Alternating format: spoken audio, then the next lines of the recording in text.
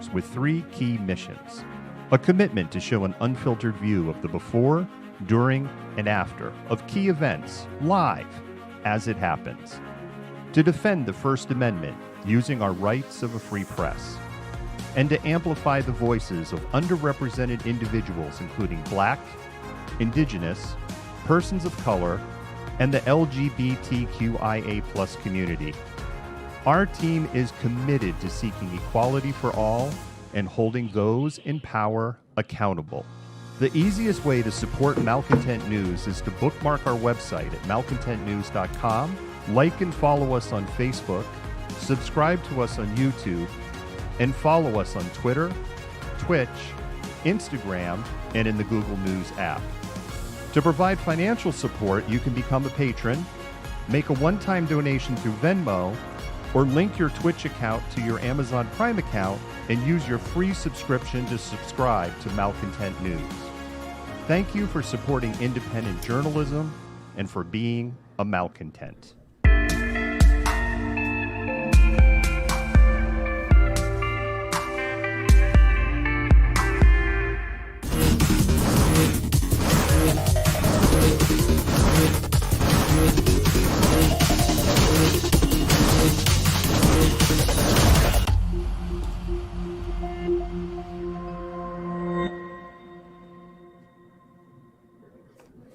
Good evening, Malcontents. My name is David. I am the Malcontent, and welcome to another episode of Malcontent Happy Hour. Today is January 21st, 2021. And I don't see anything on the chat client, which just has me a little concerned, Jennifer. I don't know if we just don't have anybody talking to us yet. Can one of the mods or admins type something in the chat client to make sure that it's working tonight? Jennifer, how are you doing? I am pretty good. It's been a nice, quiet day, so I've been happy about that. Oh, there we go. It just popped up. So it was there was a delay in the matrix on it wasn't anything on our side, but it's just popped up and it's rolling. Hello, everybody. The other question we have, hello, Tacoma. Thank you, Jason. The other question we have, we just want to confirm that everybody could hear Jennifer, who is now in new and improved living color and in full motion video tonight. Woo! Sorry. Okay, so we have an interesting show. Jennifer, this has been one of the quietest news cycle days in months. I know, with the exception of the Bernie memes, which have been fantastic, which has kind of like dominated, everything at least I've been looking at today. Yeah, it's been super quiet. I didn't wake up and go, oh man, I should look at the news and see what's going on. It was kind of weird, but also very enjoyable. Yeah, I was the same way. I woke up this morning and my first thing was not like, let me look at my 4 news sites that I always go to look at. Let me look at Twitter. What's going on? What did I miss? I just kind of went up and went straight to the kitchen and made a cup of coffee. And it was like, oh, yeah, I need to go check headlines, which is the first time in months. It's like, oh, okay, martial law hasn't been declared. We're not in civil war. Sidney Powell hasn't been made attorney general. Life is good this morning. Yeah. I mean, we can't get like complacent, but it's better, definitely better than it was 24 hours ago. It definitely is. And with that, Jennifer, let's go ahead and get started with the land acknowledgement. Okay.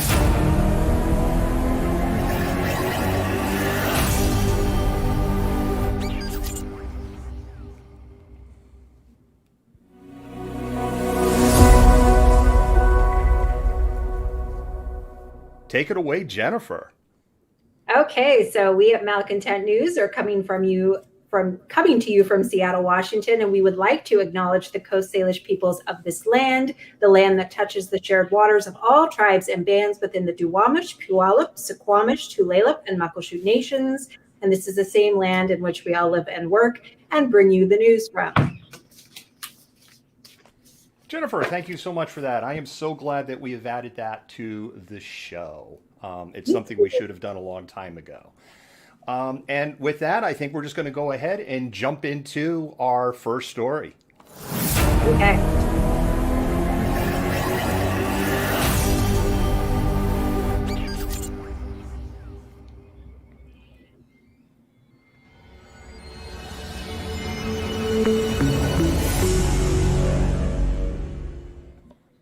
Our first story takes us to Seattle, where there was protests on Inauguration Day yesterday. We have some video on that. But before I start that, there's a couple of things I want to say. The first thing I want to say is if you want to help out Malcontent News, here's what you can do.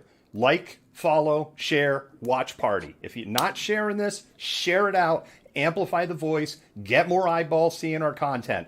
The next thing is reminder, our mods and admins are paid with hearts. They're not paid with anything else. So if you are on Twitter, Periscope, Facebook, spam those hearts. Let those mods and admins know that you really love and appreciate the hard work you do. If you are on Twitch or YouTube, you can just go, thank you, mods, or a big long line of hearts. They love that stuff. And they work hard so that Jennifer and I don't have to see some of the shit show comments that get out there. Although I have a feeling it's going to be a little calmer tonight, Jennifer. Yeah, I agree. I loved the comment that said, "Oh my God, Jennifer is moving." Yeah.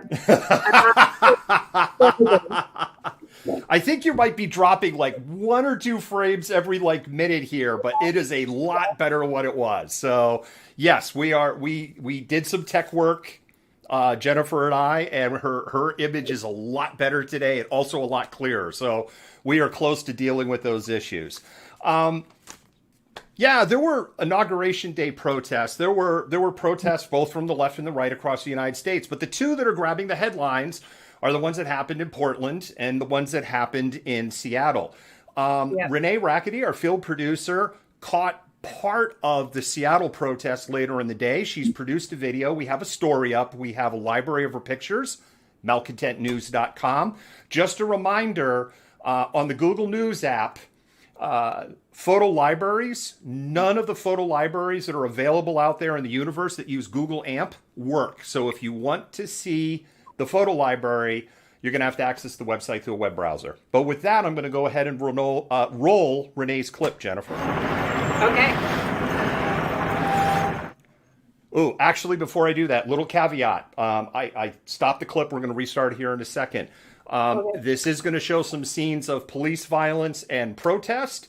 So there's a little bit of a trigger warning for our audience. If that is something you don't want to see, go find something else to do for about 90 seconds.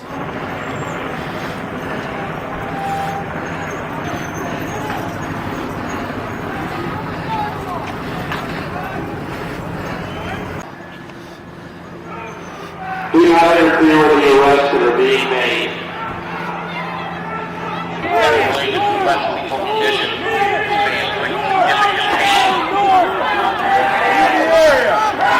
Or result in serious injury. If you remain in the area just described, regardless of your purpose, you will be in violation of city and state law. The following routes of dispersal are available for you. Continue to go northbound on Lenora. Continue to go westbound, correction, eastbound on Lenora. Continue to go northbound on westbound.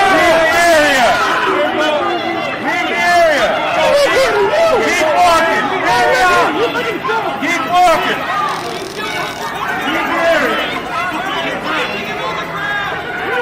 Leave the area! To the east of western on Lenora Street, to immediately disperse and leave the area. If you do not do so, you may be arrested or subject to other police action. Other police action would include the use of chemical agents or less lethal munitions, which may inflict significant pain or result in serious injury. You can continue to go eastbound on Lenora Street. You can go northbound on First Avenue or southbound on First Avenue. You have 3 minutes to disperse. Factors in the crowd have caused significant property damage.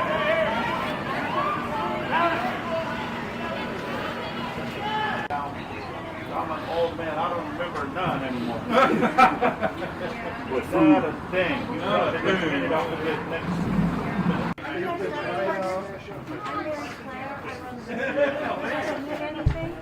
The wife got it.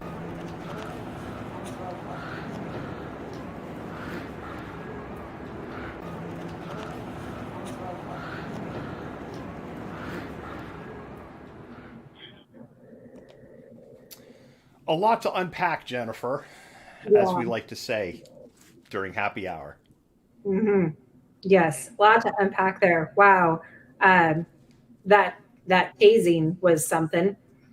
Yeah, according to the Seattle Police Department, because there were questions raised about that action yesterday, when I initially heard reports that the individual was tased while they were being pinned, I was a little confused by that because when somebody is tased, if they're pinned, then the people that are pinning them risk getting, because the way electricity travels, risk getting shocked also. So what the police did, it is a de-escalation technique, according to the Seattle Police Department, to kind of do when you do the energizing test on the taser. It's part of the, oh no, we're really serious. We're going to tase you if you don't comply with us. I am not defending SPD's actions, so people don't read into that. Neither am I condemning SPD. I am just telling people what Seattle police said was there. That's why they did what they did in that video. That this is an appropriate de-escalation technique.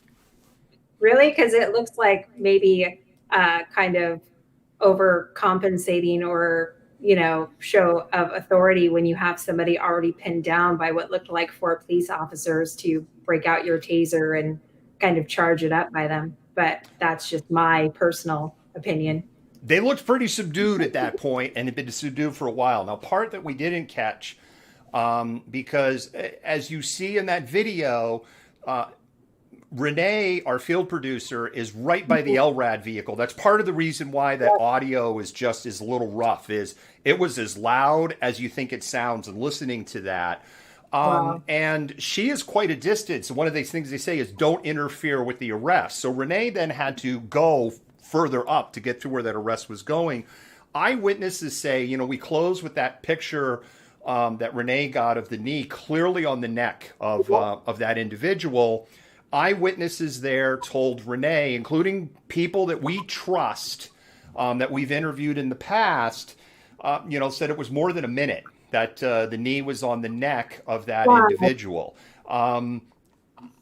It's my understanding, maybe somebody could put it in the comments, because I'm just going to say it's my understanding that Seattle police are not allowed to do knees to the neck. But I could be wrong on that. Yeah, I don't know definitively, but that's a long time to have the weight of somebody on your neck. And like I said, it looked to be there was at least 4 officers pinning this individual down. So yeah, if that's not excessive, I don't know what is. Seattle police arrested 3 people last night. About 100 people were participating in this action. Because I don't know what else to call it, right? I'm probably going to piss off some watchers tonight. It didn't feel like a protest to me. It just kind of felt, and I don't want to use, there's a word in my brain and it's not the right word either. And it's just, I don't know how to label it. Like when we were writing the news story, I know that I had a very hard time, because there wasn't even a clear message. It's like, it's anti-capitalism, anti-government. We're not happy Joe Biden got elected, because we wouldn't be happy with anybody who got elected because we don't like the government. And I know there was similar actions in Portland where the Democratic headquarters was attacked down in Portland yesterday, roughly at the same time the action was happening in Seattle. I think it's interesting because a lot of stuff I see is that people are, very much concerned that Joe Biden represents more of the same. And so there are a lot of people that are worried that because we've gone from such a tumultuous presidency to something that seems a little more normal or calm, that people are going to get complacent and not push for the same kind of change. And I feel like some of that is where that angst is coming from. I'm not, defending or whatever one way or the other, but I think I'm just, from what I've been seeing, that's where that angst is coming from, is that, people can't get complacent now because things feel normal or back to status quo. And so there are some people that are really uneasy that if you sit too long, that's going to happen. And I have some agreement with that, because I've seen in my circles some people who are very comfortable in their white suburban life are kind of like, problem solved. And it's like, problems aren't solved. And there's people who saw on our, either on our Twitter or our Instagram or our Facebook yesterday, something that I wrote that Institutional racism still exists. Yes. Nothing is really resolved here. Joe Biden's president, but that didn't fix anything. It stopped our hurtling to fascism, which is a good thing. There's no question about that. And nor am I jumping up and down here going, why hasn't Joe Biden done everything in, what, about 32 hours? Yeah. I think the thing is, though, I think people saw how quickly we could tip towards fascism in the course of 4 years. So I think there's always going to be that concern there that, that scale could tip again in 2024. So people are really kind of quick to, or not quick to like judge what's happening, but really more cautious about sitting too long and letting that potentially happen again. Callie C, one of our malcontents, and I also believe a part-time streamer, is reading from an OPA report that was from May about a knee on the neck. Officer in that case, knee on the neck for approximately 13 seconds. And the OPA concluded that the use of force was found to be improper and inconsistent with SPD policy and training. So that is for 13 seconds. So I would say we're probably looking at another OPA complaint. Yeah, SPD is, keeping them numbers up in January, right? I'm coughing again in the middle of the show. Yes, SPD is, they are racking up the hits, to say the least. There's another thing I want to say, and I want to be really clear with this, especially with, I don't want to say the chuds, because generally chuds just come in, raise trouble, and leave. But for the people that are more on the right here, I have defended right-wing protesters. I've actually defended Katie Davis Court on this show when she was maced for absolutely no reason, and I witnessed her being targeted and maced. If this was the Republican headquarters in Portland that had their windows and all smashed out, I would say the exact same thing. No. That is political intimidation. You can be mad at the system, but as far as I'm concerned, political offices it's just like the press. Those should be off limits. I was very disappointed when I saw that. I mean, I get the rage, I get the anger, I get the fear, and I get the concern, and I get that they're all in deep with the corporations. I won't deny any of that. Yeah. But there's no reason to attack somebody in the press, whether you're on the left or the right, because the press are there with their First Amendment rights. There is no reason to attack a political office because that is just intimidation. Yeah. I mean, again, I think there's so much, like, I'm not defending it either. But I mean, I think I think one of the things too is it gives Republicans more fuel to be like, oh, Democrats aren't, calling out the violence in Seattle and Portland. And I think that, again, it just goes back to that angst of things still aren't where they need to be. And, you have a lot of white people who are like, yeah, let's just go back to brunch now because Biden's president and everything will be better. Dora says that this type of violence is a symptom of the sickness within our system. It's a profound comment. Yeah, very much so. The other thing I will just close, and we'll move to the next segment, is Portland police and the feds in Portland went batshit crazy yesterday. We shared some of the stream from Boop Troop on our channel last night. It was almost an hour of continuous less lethal and tear gas down there. And some of the stuff we shared from Boop Troop, I mean, it sounded like a war zone. It sounded like Beirut or Iraq. It's like they never learned anything from over the summer. My daughter had actually gone down there for part of the time and attended one of the protests. And she's 16. She got tear gassed. They were just like, I mean, it was insane down there. And I think it's just, I don't know. I think they let this ongoing narrative that's often pushed by conservatives and the far right that, it's basically Portland and Seattle are, completely anarchist and on fire. dictate how they respond. Yeah, absolutely. And I bring that up because I want to say, because a lot of people like, well, what about the actions, right? In Portland, I'm talking about actions of protest. What about the actions?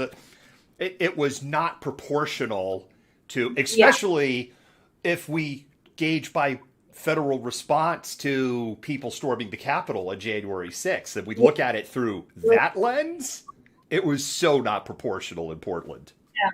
No, not at all. The other thing in Portland is that they use outdated tear gas munitions, and those outdated munitions release heavy metals and create chemicals that are actually closer to tear gas is a chemical weapon, but they create actually older ones. The way they interact, the ingredients with them create gases that are closer to like true battlefield chemical weapons, not a crowd control chemical weapon. Wow, that's insane. And so on that, I think we will do a little pause for the cause, and then we'll go to our next story. Okay.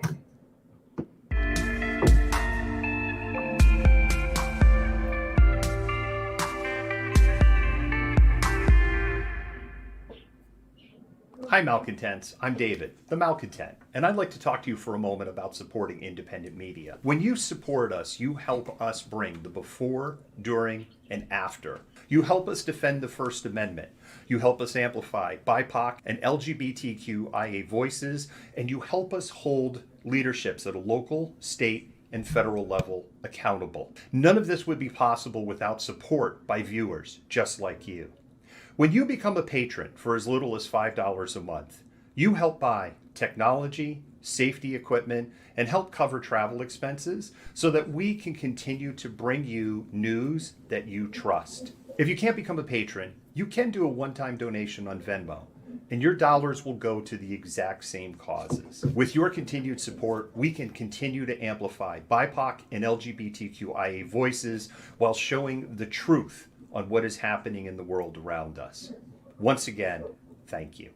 Initially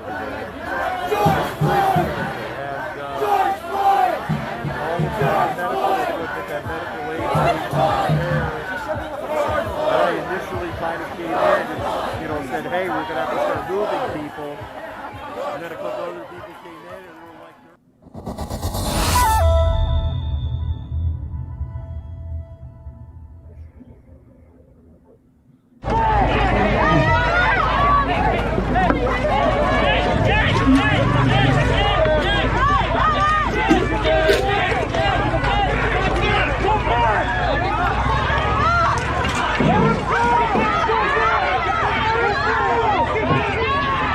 wow, this exploded fast.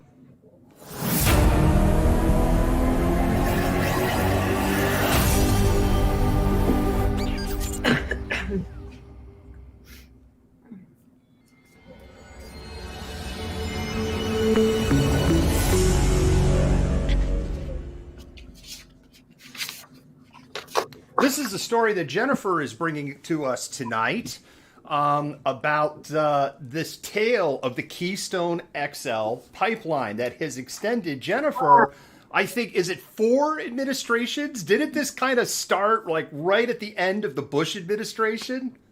Yeah. Then of course, they decided no, it's a no-go. And then Trump went ahead and signed off on the permits for construction. And then, of course, there was the DAPL protests in 2016 and 2017. So you pulled together a video for us that kind of gives that history lesson. Do you want me to? We could roll that video and then just jump to you, and you can do your thing. Let's be honest. You pulled the video together. I just do the talking. The question is, should the president approve a major extension of the Keystone XL pipeline? It's a debate that divides business, environmental groups, and labor unions. The pipeline would carry oil more than 1,700 miles from the tar sands of Canada to Port Arthur in the U.S. Gulf Coast, passing through half a dozen states along the way. In one, Nebraska, there was significant opposition to the plan. The wide open spaces of central Nebraska are an unlikely battlefield, but this is where the two opposing sides come head to head in the fight over the Keystone XL pipeline. And where it's going across As now proposed, the pipeline would run right under Jenny Harrington's family farm. We spoke with her a few weeks ago. Like a new roof, it's pretty great in the first 10 years, but you get 15, 25 years down the road and pipelines are going to leak, are going to rupture. Good morning, everybody. Several years ago, the State Department began a review process for the proposed construction of a pipeline that would carry Canadian crude oil through our heartland to ports in the Gulf of Mexico and out into the world market. This morning, Secretary Kerry informed me that after extensive public outreach and consultation with other cabinet agencies, the State Department has decided that the Keystone XL pipeline would not serve the national interests of the United States.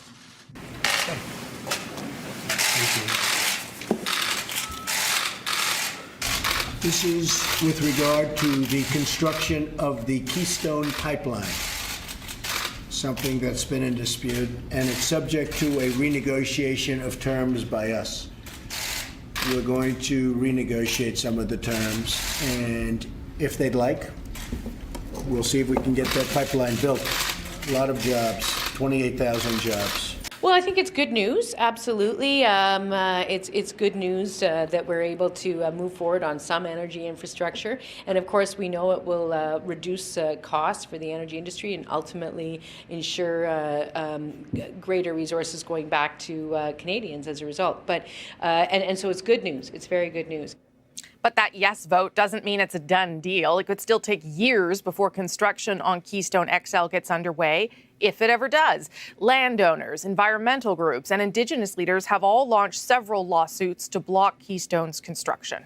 We'll continue to fight the Keystone route and what it means for our water, for our land, for our future generations, our resources, and all those natives and non-natives that are impacted by this, and all of our people.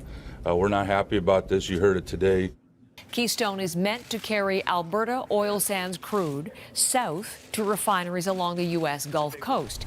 A judge in Montana is now siding with Indigenous and environmental groups and ordering a temporary halt to construction. The Keystone XL pipeline has suffered yet another setback. The U.S. Supreme Court rejected a request from the Trump administration to allow construction of parts of the Keystone XL pipeline that have been blocked by a federal judge in Montana. The court upheld a lower court ruling. And as Eric Sorensen reports, after years of legal battles, that means the future of the pipeline is again up in the air.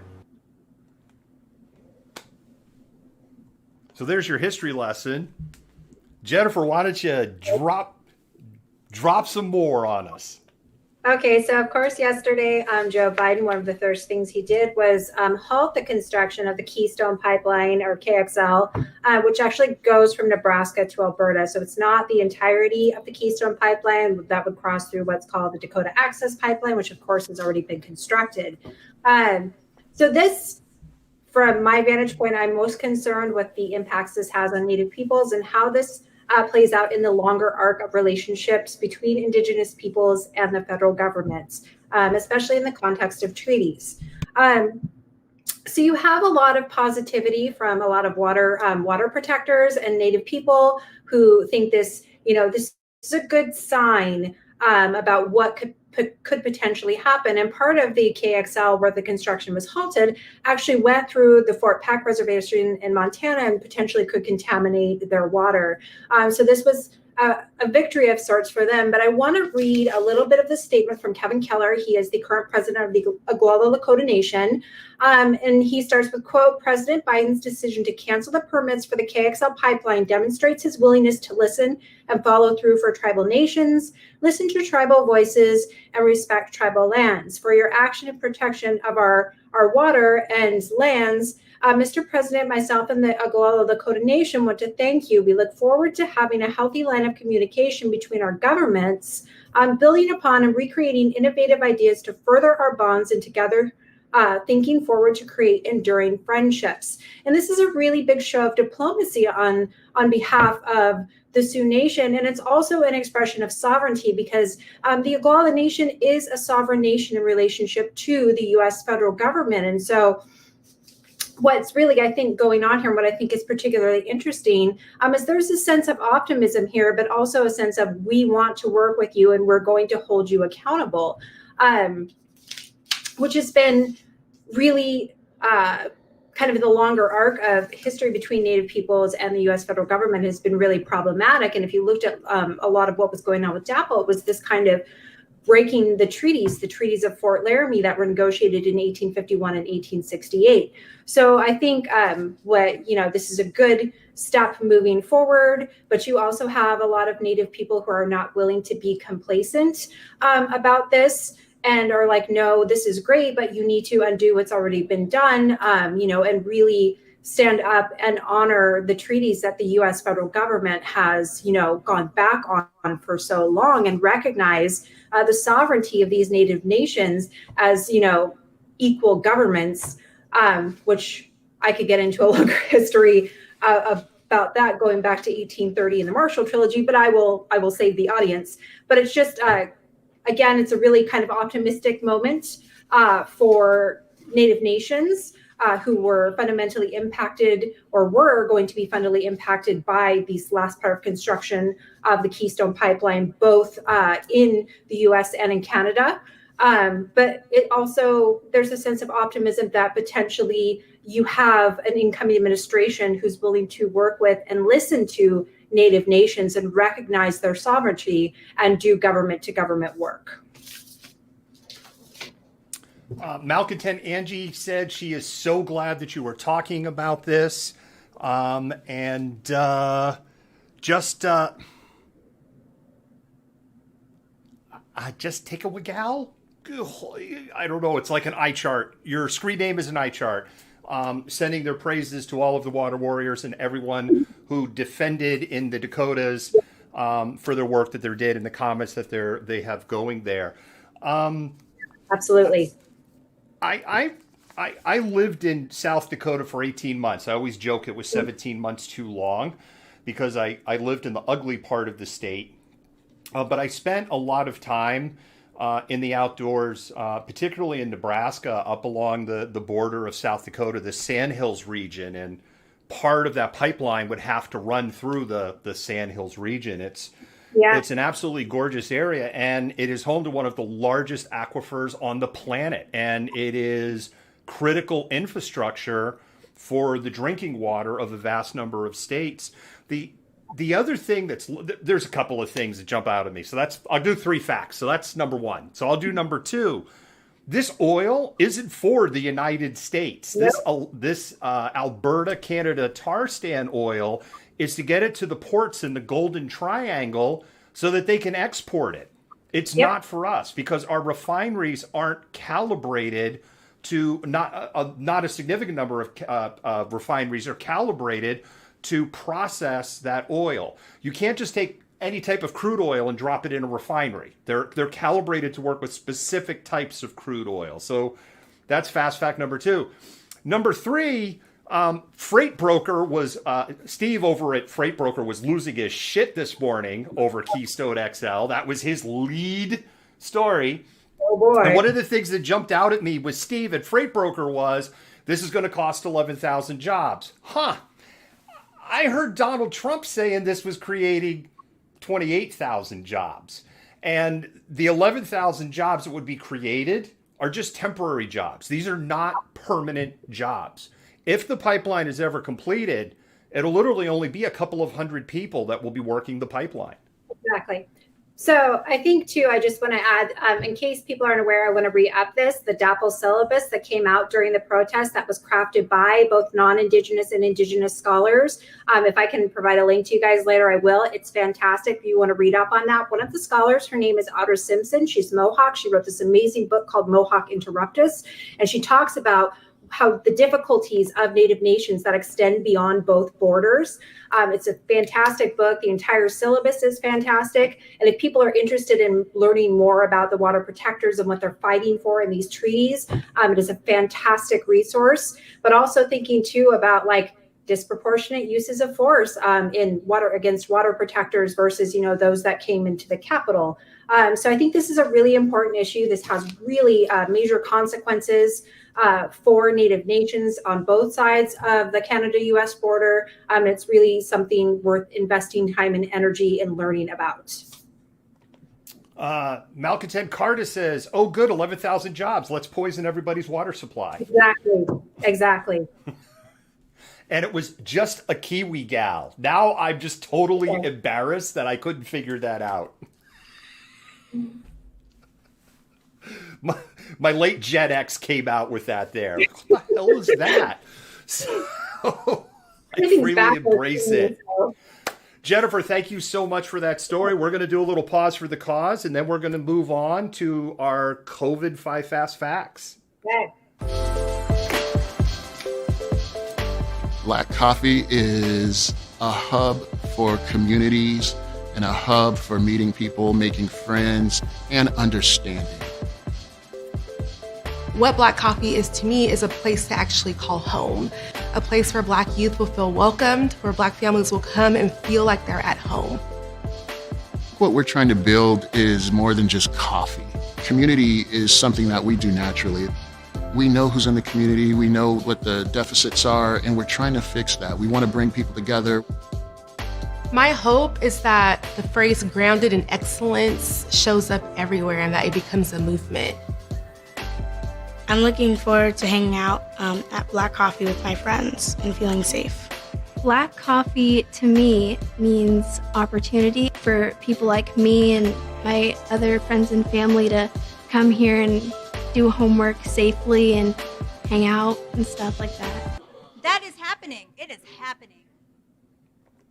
Just a reminder, Malcontents, the Seattle Police Department arrested somebody for breaking windows at a Starbucks in Seattle, and there's still been no arrests, even though a video exists that shows the two people that threw firebombs and tried to burn down Black Coffee Northwest on October 1st. And this is kind of the institutional racism that gets me pretty frustrated and upset. So if you want to support a Black-owned business that is attempting to, as you saw in the video, create a safe space for Black people, what you can do as a white ally is go to these safe spaces of Black people and you can support their business. By the way, the coffee is amazeballs and the potato scones, oh my God, the potato scones. I've had too many potato scones. Do you feel like amazeballs? And with that, we will go ahead to our next update. Okay.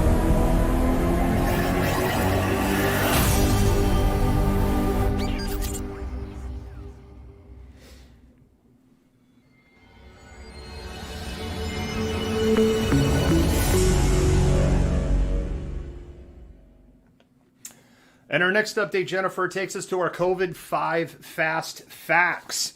You know what?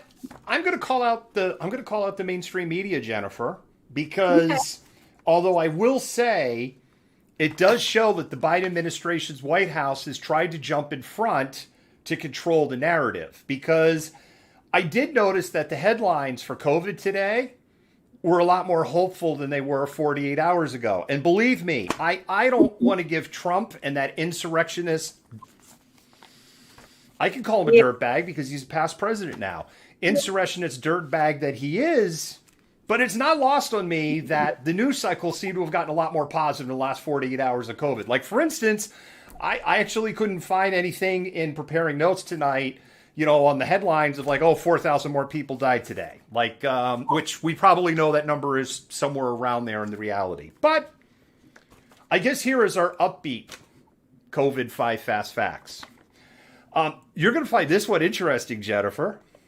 Congressman Steve Silvers, he's a Republican out of Ohio. What he suggested is as a condition for getting a $1,400 stimulus check, in this upcoming stimulus package they want to pass to kind of keep the economy chugging along, you have to get a COVID vaccination if you want to get the check. That's a Republican congressman's suggestion.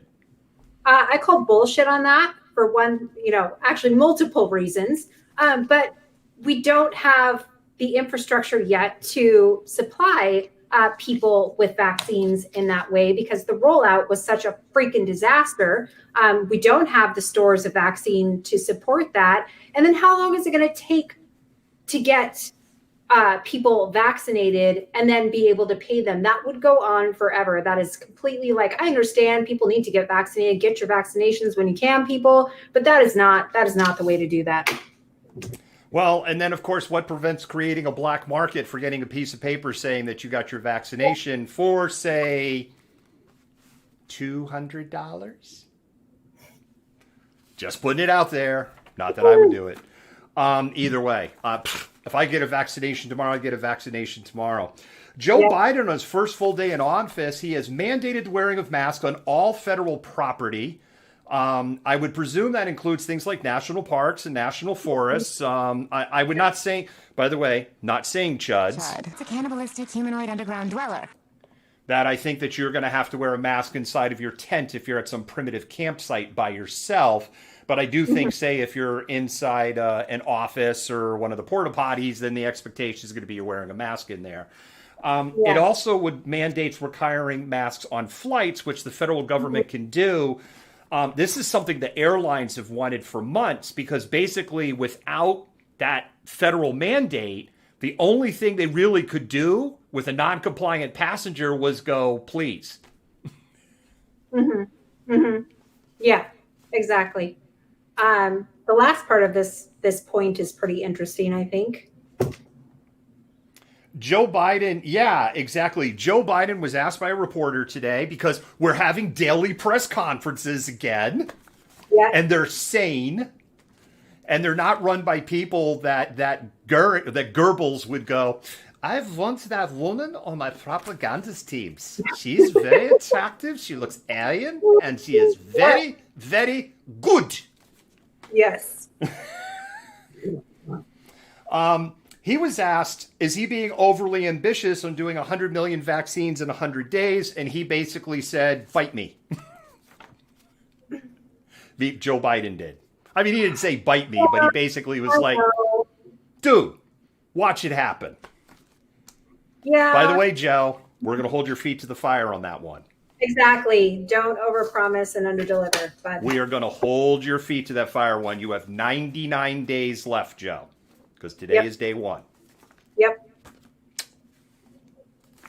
There's some people in public health, Jennifer, that are upset on the 100 million, saying it's actually not ambitious enough, by the way, because they're saying that's only 1 million vaccines a day. Yeah. This is an interesting one. The U.S. Chamber of Commerce has put its support behind all of President Biden's orders on COVID today. Full disclosure.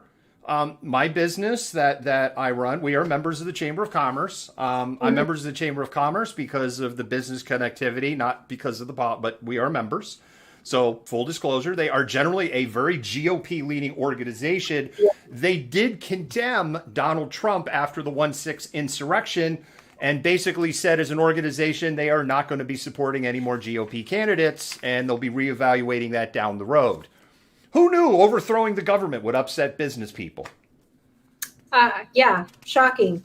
Can't destabilize that money. Yeah, that's particularly interesting. Yeah, I don't have words for that. USA Today is reporting that Alzheimer's deaths were up 16% from last year. And the attribution to that is the increased social isolation and the lack of mental stimulation, which is so critical with Alzheimer patients because of social distancing rules and dealing with, ironically, trying to keep them safe with COVID. Yeah, that's tragic. I mean, I think we're in the middle of, like we weren't already prior to COVID, a really significant mental health crisis that's associated, of course, with this ongoing isolation and people not being able to both get the help they need, but also have kind of human interaction. And when you throw in something like this, like Alzheimer's on top of it, yeah, that's going to be another one of those things that's, I guess, not a side effect of COVID per se, but one of those things like that's going to be attributed to this period of COVID. And I don't know, it's a really, really sad thing.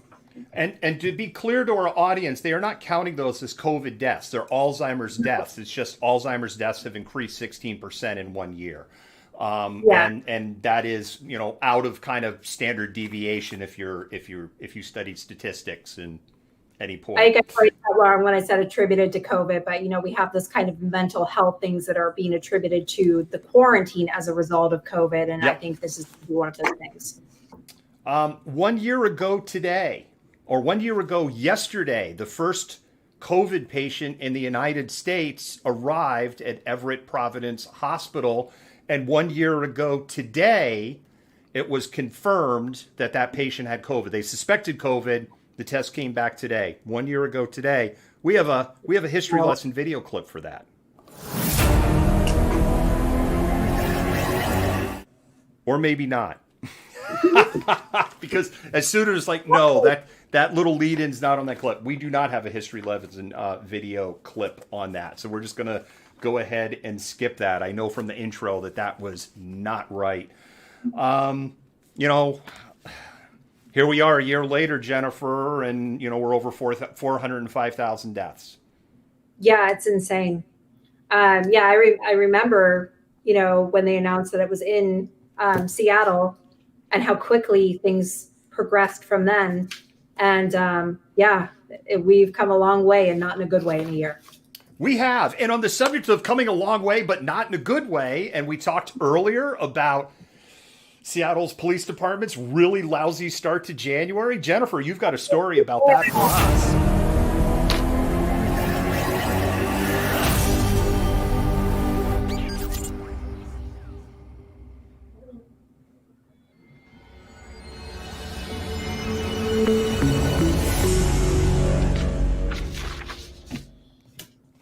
Tell us about Officer Eric Whitehead.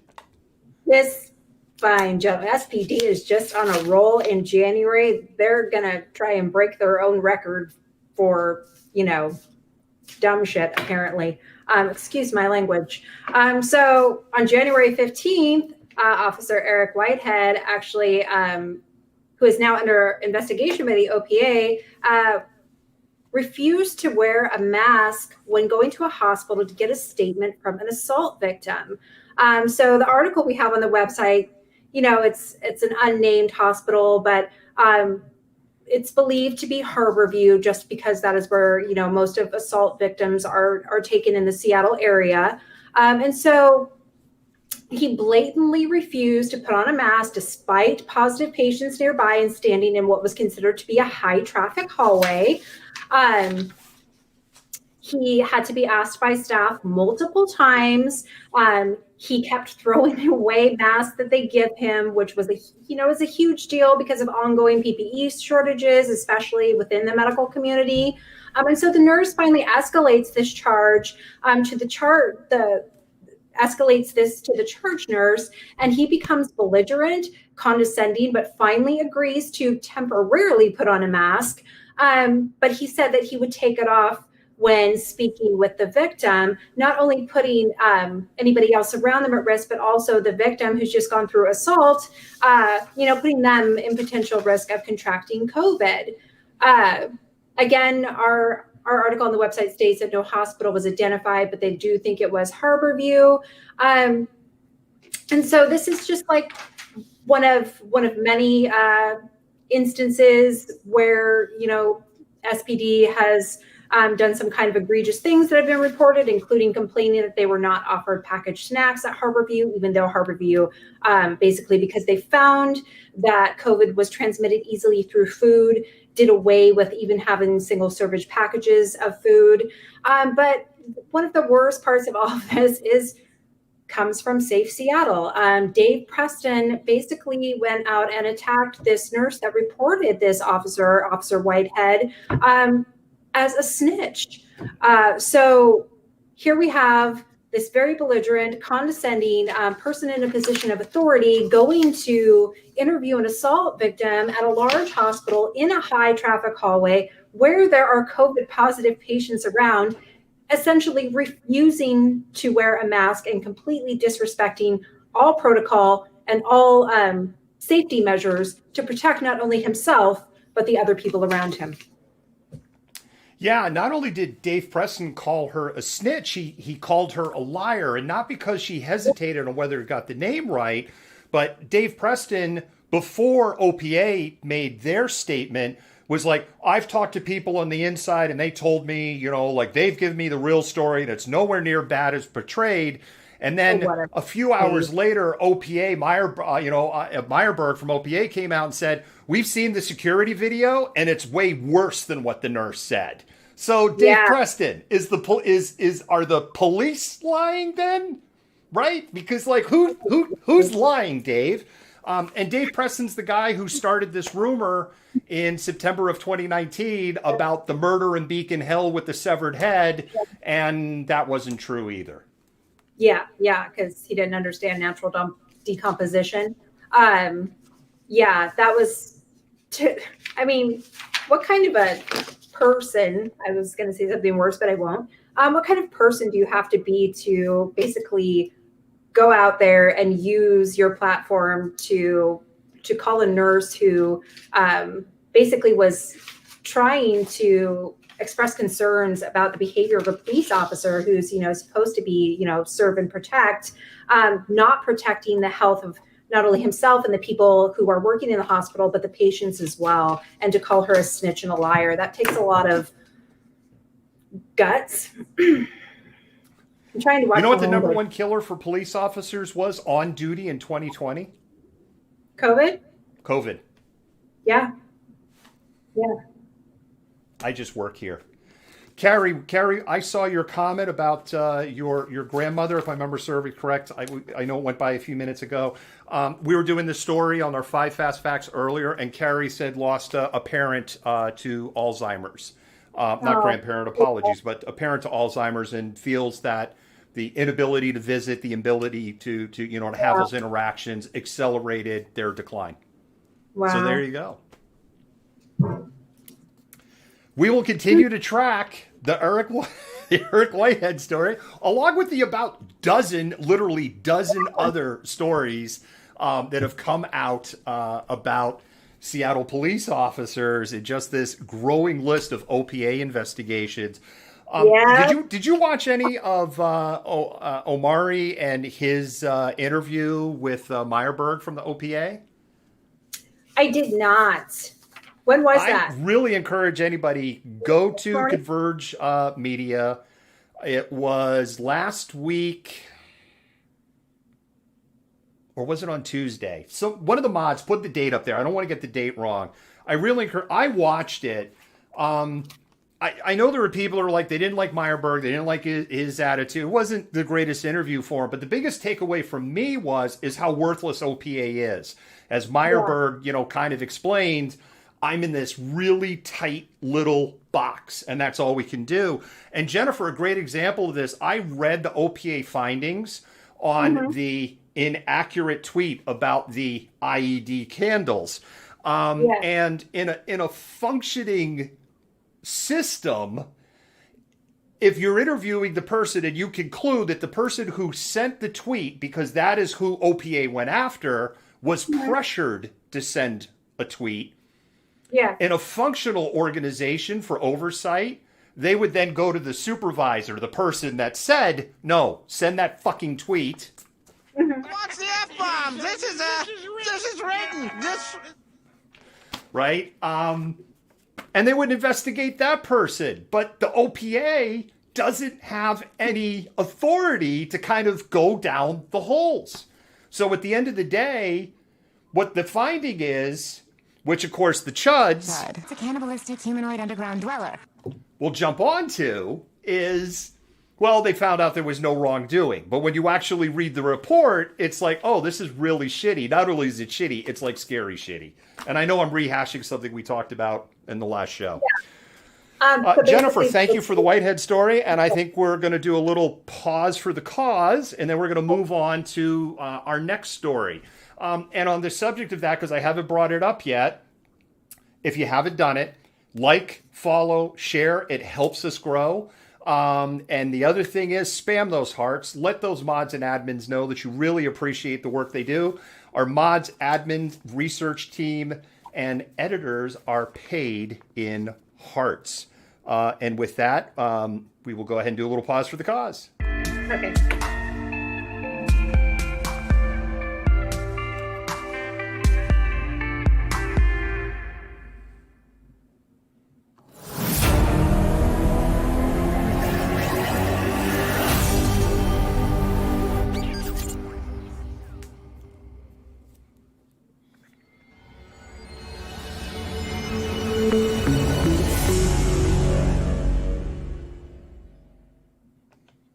Jennifer, we actually did this story back on December 23rd.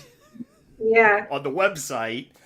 It's a little nervous laughter because this is a really awful topic. But we did this story back on December 23rd on the website, and then the news cycle went absolutely insane. And we even reached a point where I would stop saying, like, it's coming. It was just like, but we're finally here. The story on abusive head trauma is here. So one of the mods and admins, if you could go on to malcontentnews.com, find the story, it's December 23rd, and put a link in the comments, then our audience can go to that story that we're talking about. Abusive head trauma is probably more known by a lot of people as shaken baby syndrome.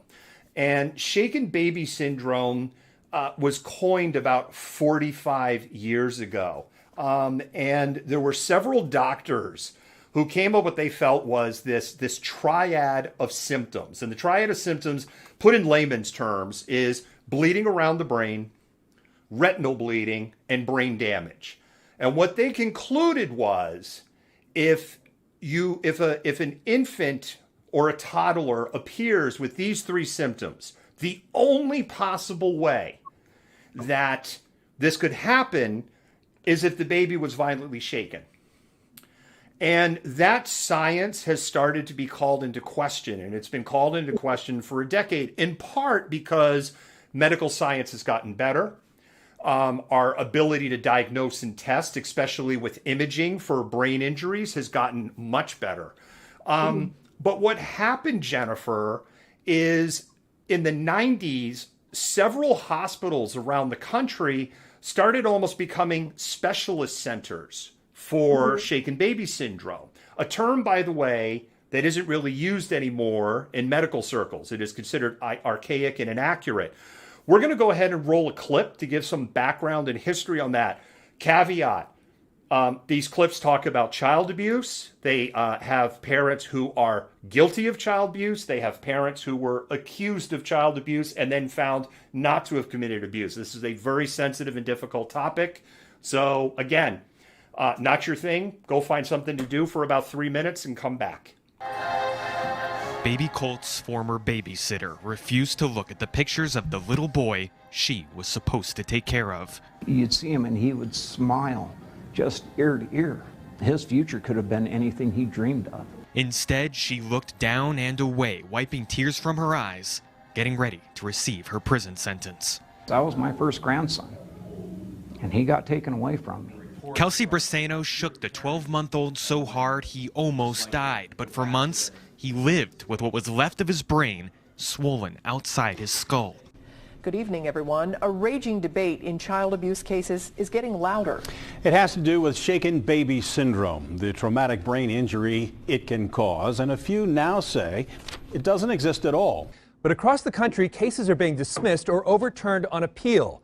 Critics say shaken baby syndrome is being misdiagnosed based on a narrow set of criteria. Convictions based on science that's now being questioned. Shaken baby syndrome was first developed as a theory 40 years ago, that infants with 3 specific signs or symptoms had injuries that were caused by violent shaking, and that nothing else could cause them. All three experts say there's a variety of causes for those same three symptoms, even a premature birth or vitamin D deficiency, which DeClara believes is the case with her son. But in her case, the doctor told the judge that theory is not commonly accepted in the medical community. A lot of kids can get subdural hematomas from trauma and from other reasons. Biomechanics is adding to the skepticism. The Washington Post conducting an experiment with baby dummies and found a grown man shaking a 22-pound baby generated only 6 Gs of force, while a short fall can generate more than 10 times the force of shaking alone. In your medical opinion, have you ever seen a case where just shaking the child caused the fatal injury? No. It's a tough story and it's a tough topic. So why are we covering this? The reason we're covering this is in the research around this, about 1,300 people a year or 1,300 children are identified of suffering from abusive head trauma. The challenges that you have is that when a child arrives in the emergency department and presenting with abusive head trauma, they are typically nonverbal. They're going to be either nonverbal because of their injuries or they're nonverbal because of their age. So they are incapable of advocating for themselves, both good and bad. And what I alluded to is that some hospitals, Jennifer, had started creating these departments that specialize in the investigation of abusive head trauma.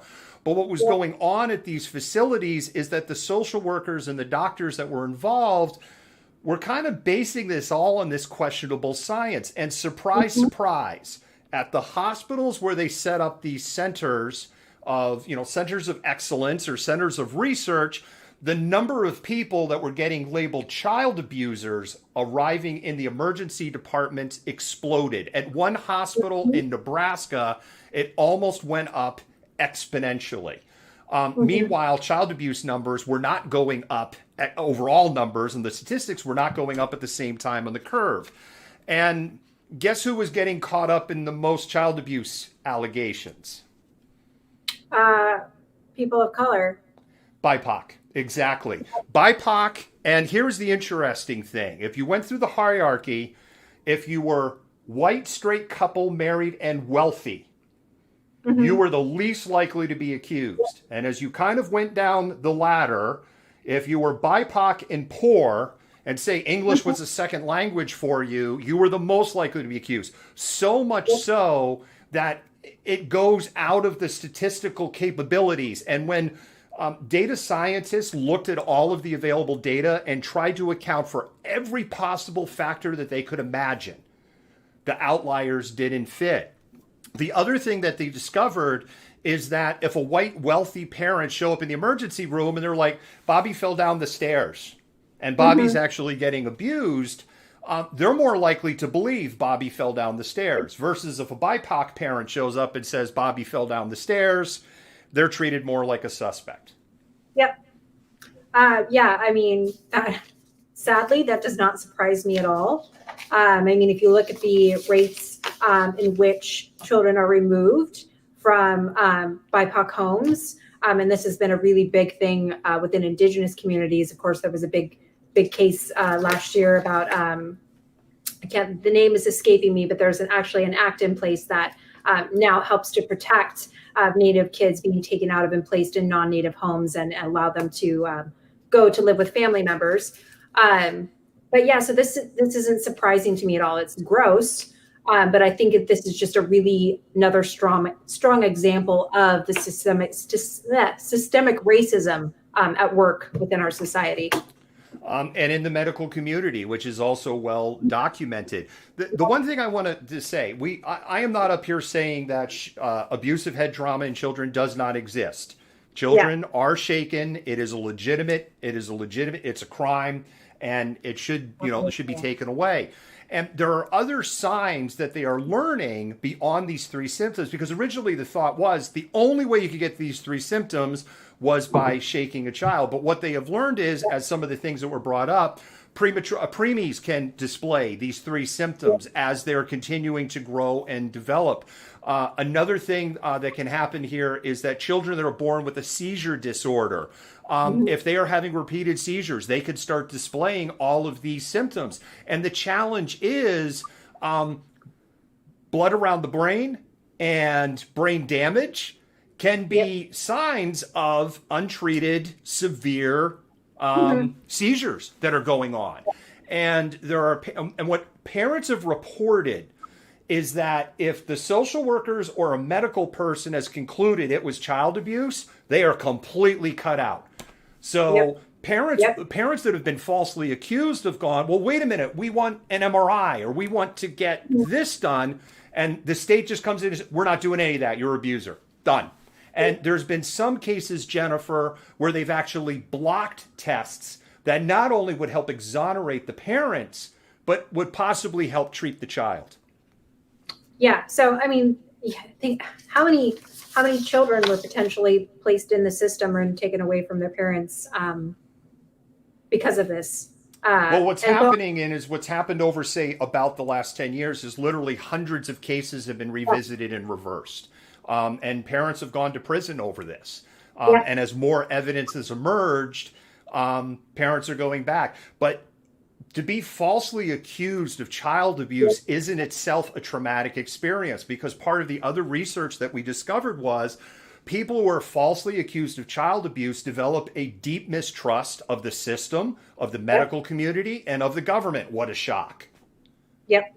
No, absolutely. And I just wanted to point out when I was talking about this being an issue with Native people in particular, the 1978 Indian Child Welfare Act. That's why the name I forgot. So I wanted to get that out there. Yeah, no, I agree. And I think there are so many. So when my son was actually 2, I used to work in horse racing. And so he was in the barn with me one day and he was standing on a bale of hay and he'd fallen off. And so when he fell off, he kind of knocked himself out and he had blood coming out of his ear. So I called an ambulance. I went through, because of course, you know, I'm working in horse racing. I'm a single parent. I was like filthy dirty when they came and I go to take him to the emergency room. We're in Portland. I got grilled like people in there, you know. Luckily I had a witness that was there and saw it, but it was kind of leaning towards this, you know, did something more erroneous kind of happen thing.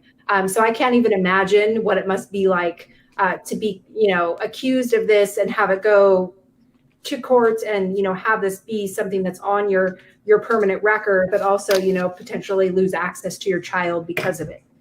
Yes, and it's traumatic for the child. It's even more traumatic for the child if the parent has been loving and kind and did nothing wrong. It's very traumatic for the child and to be torn away from their parent like that. Yeah, absolutely. Absolutely. The critical things, not a lawyer, but the critical things are, one, if your child, if you suspect at all that there is a closed head injury, I mean, if there's an open head injury, you should be going to the doctor or doc in the box or an ER, period. If you even remotely expect there is a closed head injury, you should get your child checked out. That's number one, because one of the red flags is, and it is more of a marker of potential abuse, people that abusers, when they're like, oh God, I almost killed my kid, are very reluctant to take them to the ER. Yeah. You hear these stories of they waited 2 days, they waited 4 days, and the child is deteriorated to a point. Mm-hmm. So that's point number one. You know, point number two is, remember, Child Protective Services has almost extrajudicial power that goes beyond the Constitution. And my counsel to you, lawyer up or get a social worker and don't talk to them. And that's my counsel. That would be my counsel to you if you're looking at an accusation. And the other thing is that I will close this with, if you're a parent and if you're frustrated, and I've read nobody that says I'm ready to beat my kid and I think that I mean it, but you know, with COVID and you're locked in and your stuff, get help, right? Call a friend. You know, the other thing is, look, there's a couple of times my kids screaming their heads off, yada, yada, yada, meaning, you know, if they're in the crib, they're not going anywhere. You just go outside, take a quick walk around the block or even just up and down the driveway or something for a few minutes. Just kind of clear your head.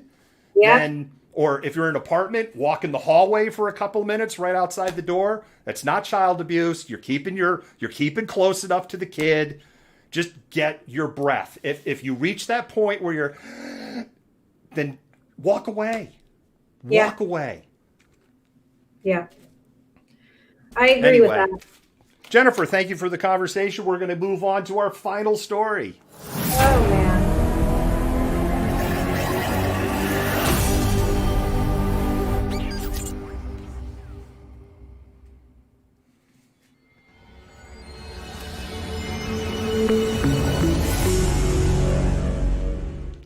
And our final story, terrible throw. It's our Insurrection update.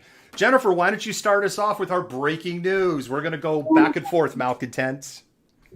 All right. So breaking, Rep. Marjorie Taylor Greene, Twitter says she has filed impeachment papers on Joe Biden for what we're not entirely sure. She also is under increasing fire to resign after it was discovered she is a Parkland truther, a Sandy Hook truther, and a 9/11 denier. Why? Just why? Way to go, Georgia. Way to go. I mean, we really appreciate Warnock and Ossoff, but you have unleashed this upon the country, Georgia. Yeah, I have no words. This is the same woman that wore the censored mask, correct? This is the same woman that wore a censored mask while talking on the floor of the House. Yes. She's so censored. By the way, the video that she shot saying that she was she was filing impeachment sure looks like it was done in a basement hallway in a government building, not wearing a mask, which of course I'm sure was just, you can't make me. Yeah, so I'm going to go hide where there's nobody else. Yeah. Oh, please let me talk about Lauren Boebert, please. Okay, I know. I was going to, it's funny when we gave it, it was like, oh, you're going to have to start. I know she's one of your favorites. So yes, you can start with your favorite. So the poster child for stay-in-school kids, Rep. Lauren Boebert, is facing increasing calls for a full investigation and providing aid and comfort to seditionists. Her tour group on 1/5/21, you remember the one she said she did not partake in, is now confirmed, but she says it was only family members.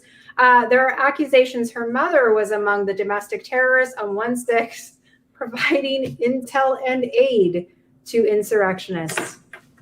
What a gal. She's a good gal. Good gal. Great American values there. Colorado. Death to America. That's not a pro-life platform for me. Yes, that's right. All right, so I just did a little Early Collier quote there. Totally worthless trivia for you, Jennifer. Early Collier of Squidbillies. He was voiced over, I did say past tense, by this guy who goes by a stage name of Unknown Hinson. He is a comedy writer. He got fired from doing the voice of Early Collier this summer. You know why? Why? Because it turns out he's a complete racist chud piece of crap, just like the squid that he had played for 15 years on Squidbillies. That explains why he was so good at it then. He was method acting. Yes. Jeez. All right, I'll start with the first arrest. We have another long list of arrests. Oh, yeah. Guy Refit of Texas was arrested for his role in 1/6 insurrection. One of the things that Guy did when he came back was he told his kids that he would murder them if they outed him, saying, what happens to traitors. Oh, my God. Okay. Wow. So when is he accepting his Father of the Year award? This is somebody that Child Protective Services should be talking to, by the way. Jesus, this is not funny. What happens to traitors part is a little amusing, but the fact that you're threatening. Well, Guy's going to find out what happens to traitors. All right, you get the next one. So, Proud Boy leader and field commander in Washington, D.C. on November 6th, after Enrique Tarrino's arrest, was Jesus Rivera of Florida, and he filmed himself storming the Capitol, put it on social media, And guess what, guys? There's consequences for your action. He's arrested. Yeah, that's Joe Biggs. Yes. Joe Biggs got his ass arrested. Oh, that was perfect. Right on the lens. All right, William Calhoun. He's a lawyer. He's a lawyer. Jennifer. He's a lawyer from Georgia. He kicked in Nancy Pelosi's door. He's been arrested and denied bail. The judge indicating that if he didn't respect Capitol Police, he didn't respect the Capitol or the government, he sure wasn't going to respect a bail order from the judge. Wow. Wow. So, wow. Okay.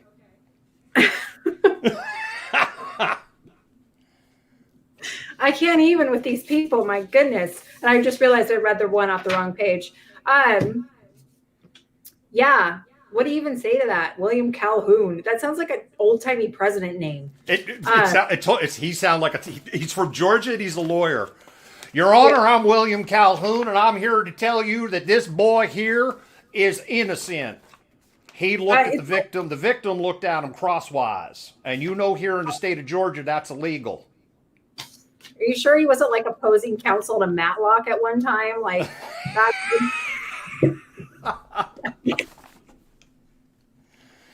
Our Gen X roots are showing, Jennifer. What? Our Gen Z audience just went, who the fuck is Matlock? Look it up. This is written. This is written.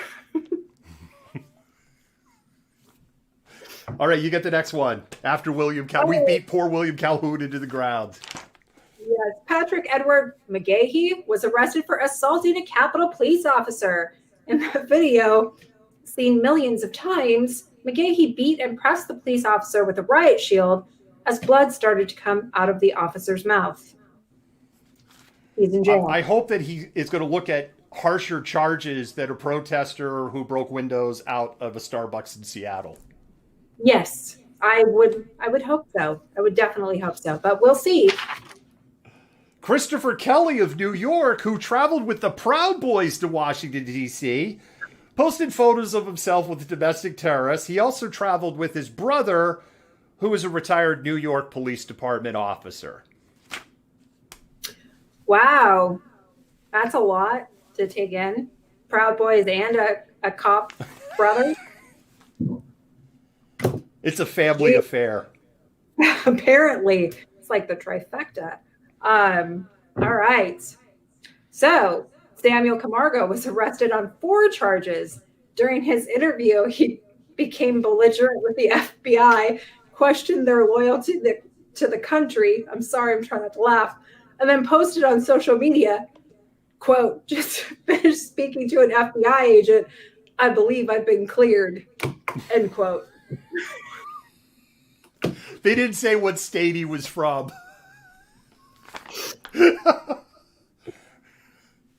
I'll bet Florida. I know. You're getting the good ones tonight, Jennifer. I'm starting to feel bad I gave up Lauren Beaufort. Woo! Man. All right. Your turn. All right. Hey, I just told off the FBI, questioned their loyalty to the country, but I think the interview went really well.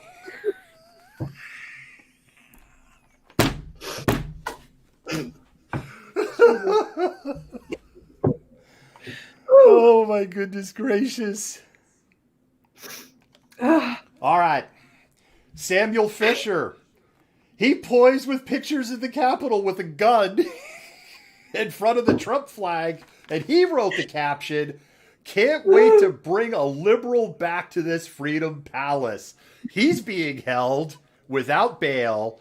And Jennifer, I'm willing to bet that he's probably very upset because Biden came for his guns. Oh, yeah. And he didn't get to bring a liberal back to his Freedom Palace.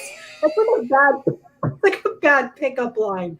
It's like something that would happen on Tinder. Like, you know, some conservative dude out there going, yeah, I'm looking for a liberal woman to bring back to my palace. There you go, guys. If you're looking for a hot date with Jennifer, you can drop this line. I want to bring you back to my liberal Freedom Palace. I want to bring a liberal to my Freedom Palace. Woo! I'm sweating. Okay. Woo! Carl Dresch of Michigan put up extensive social media posts and pictures about his actions in D.C. and I'm missing a page here. He's arrested. Yes, he's arrested. Oh, yeah, that was it. Jesus Rivera of Florida filmed himself storming the Capitol, put it on social media. Yeah, and Jesus was arrested yesterday. All right. They're getting, oh, wait. Gina looks like she's interesting. Okay. Joseph Foy of Michigan was arrested for attacking a D.C. police officer at the Capitol with a hockey stick. This is the one that cracked me up because Michigan and a hockey stick. Yeah. We're storming the Capitol. That's so cliche. Okay. My weapon of choice is a hockey stick. Emmanuel Jackson was filmed attacking police officers with a metal baseball bat. Amazing that can get you arrested in the United States of America. I hope that Emmanuel Jackson faces charges equally as harsh as Jake Greenberg is facing for using a bat on a Seattle Police Department officer. And that is something, Jennifer, that I'm going to be tracking very closely on how is Jake charged versus these federal insurrectionists charged. Absolutely. Oh, Gina. Gina Bissiniaco, who was seen in the Capitol wearing a Louis Vuitton sweater. She's so oppressed. Was also part of the crowd that crushed the police officer with a shield and ripped his mask off. She was heard screaming at the police to, quote, stand down, end quote, and told one officer, quote, you just hurt my fucking leg, end quote. My guess is her and her Louis Vuitton sweater are arrested. Louis Vuitton. I'm impressed. Who wears Louis Vuitton to an insurrection? God. I bought this at Century 21 in New York. It's Calvin Klein. Wow. You just hurt my fucking leg.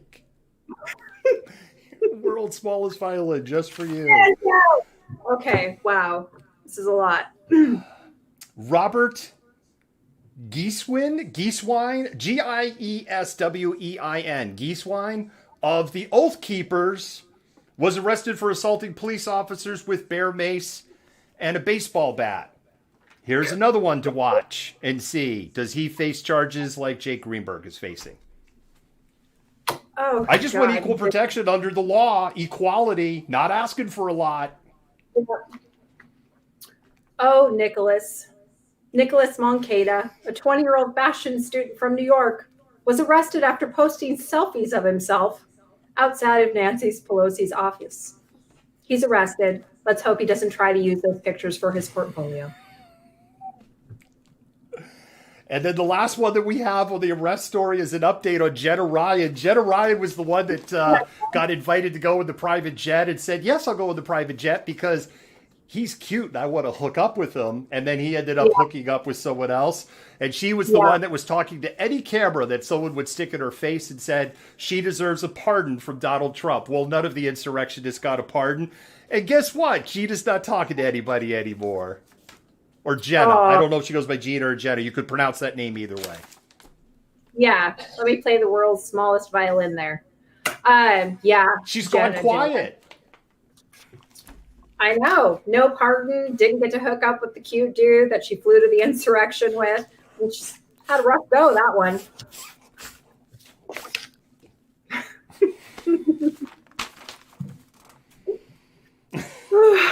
You get impeachment. Sweet. Impeachment paperwork has not been delivered to the Senate, and both parties are being coy on timing. Nancy Pelosi, in theory, could deliver to the Senate tomorrow. McConnell wants to stall hearing until February, go figure, claiming that Trump doesn't have a legal team together. Well, whose fault is that? Because he doesn't pay anybody. I'm out of line on my notes here. Oh, yes, here we go. I knew this one. South Carolina, Butch Bowers was hired by Trump to be his legal representative. Butch Bowers, from South Carolina. For the impeachment hearing tonight, Trump advisor Jason Miller will not say if he will be the only lawyer. And finally, Schumer and McConnell are working on the procedure for an impeachment trial, with McConnell working as the minority leader in the role. Minority Leader Mitch McConnell. It has such a beautiful ring to it. Did you know that the last president to lose the White House, and Senate in one term was Herbert Hoover? Yeah, I did know that. But can you imagine how troubling it must be for Mitch McConnell to have like his name and minority used in the same breath?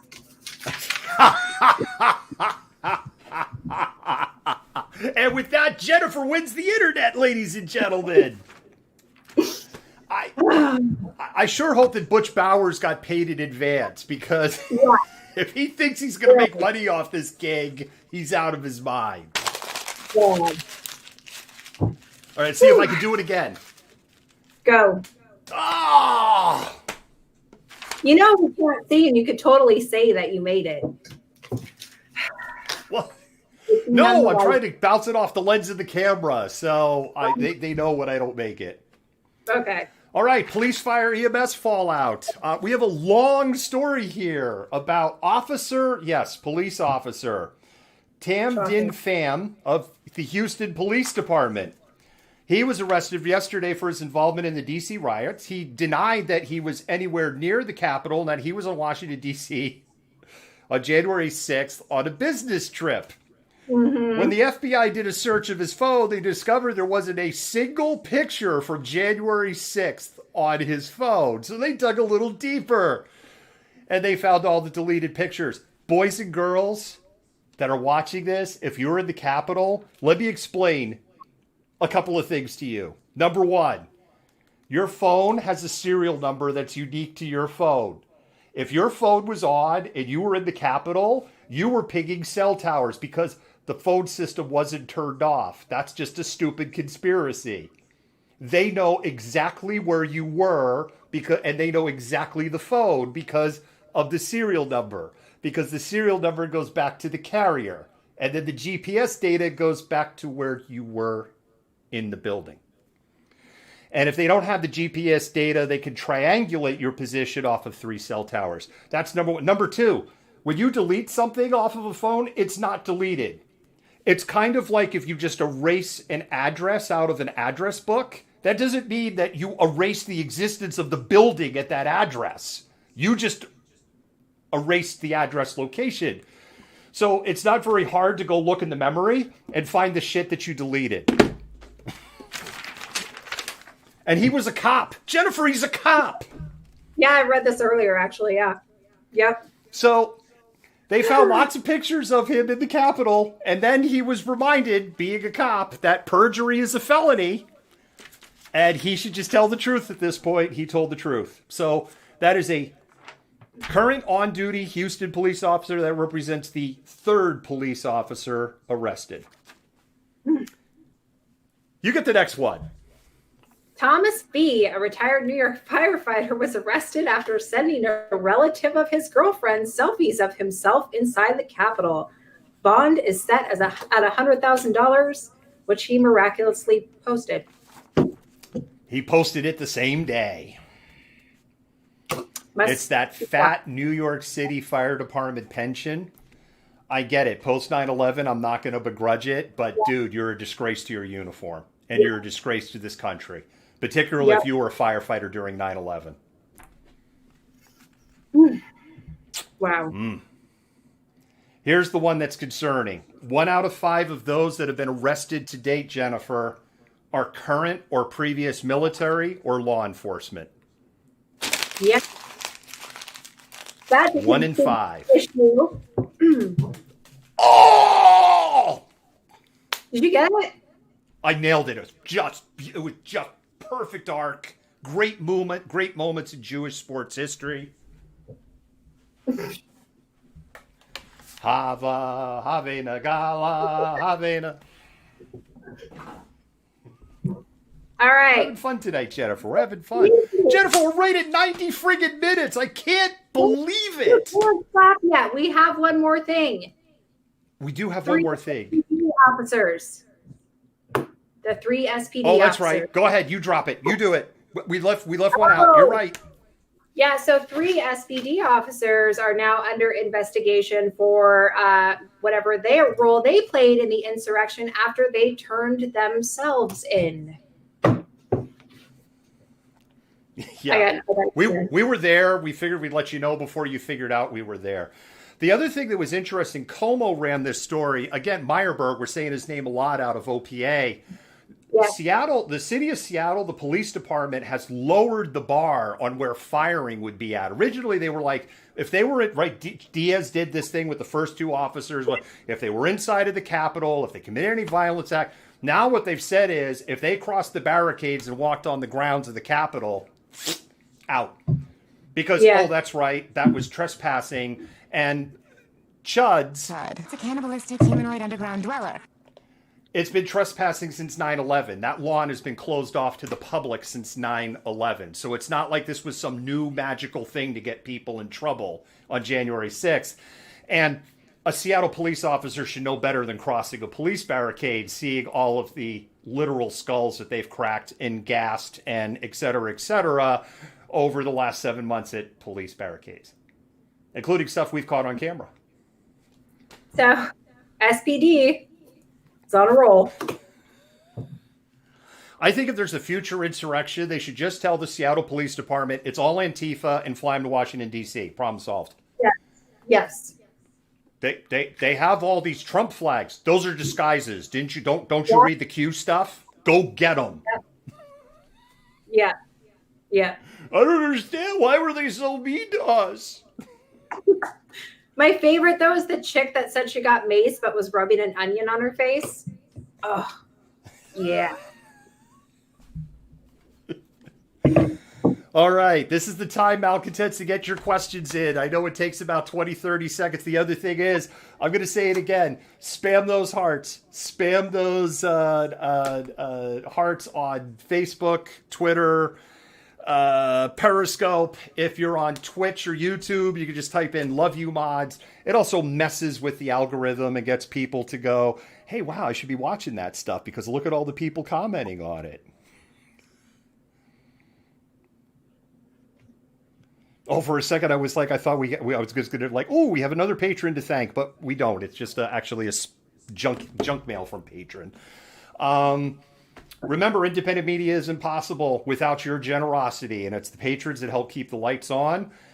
We're actually starting to able to do some little things. Like one of the things you may not have heard me say tonight is about how nobody gets paid. We actually got to pay a writer today. It's the first time we were actually able, and that is possible because of you. So, and we have other people that are like, we want to write for you guys. It's a fascinating and it's a great journey, but it can't happen without your support. We have a question. Kimberly is asking, did I hear SPD just got a new contract and city okayed it just as bad as the last one?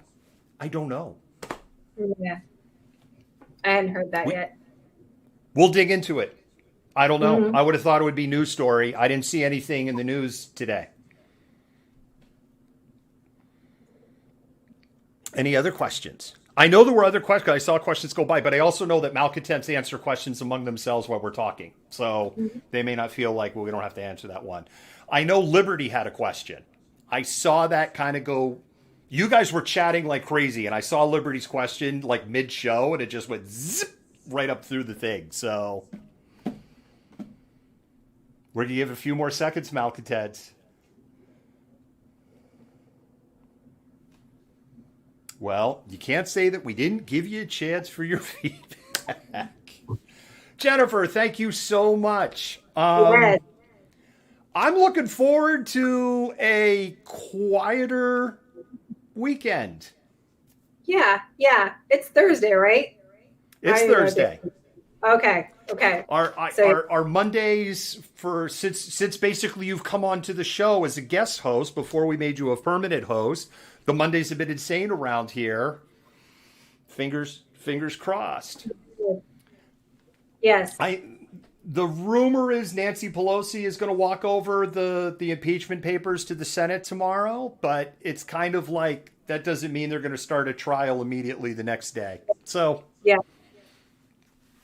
And I'm still also not convinced that the Chuds aren't done with attempts at sectarian violence or other activity. But I think we're moving into a different phase than mass protests. Yeah. Yeah. But the Proud Boys are very upset. They called Donald Trump weak and a failure. They did. That's got to hurt his little feelers while he's out there playing golf. I guess the modern SA isn't quite as loyal to der Orange Führer as they were to the other Führer. Nope. Okay, so wait a minute. We got a question asking about the Proud Boy with the furry hat in front. Did he get arrested? Yes, I know you're not talking about Dances with Traitors. That's the name I've been giving the guy with the horns. Apologies to Kevin Costner. I know it's like the other dude, the one that was wearing the police body armor, the really crappy, low-grade police body armor that he stole off of a cop. Like, that was pathetic. Bought that from China, body armor. He was arrested. I couldn't tell you his name at this point because I think we're up to about 150 arrests, and we've rattled off so many on the show. But I know he's arrested.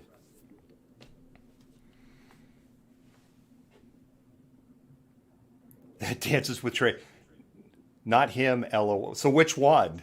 Wait a minute. So we're not talking about Dances with Traitors with horns because he's arrested. Or are we talking about the other one that was all in the furry outfit that also had the police vest on that he stole? Because he was arrested too.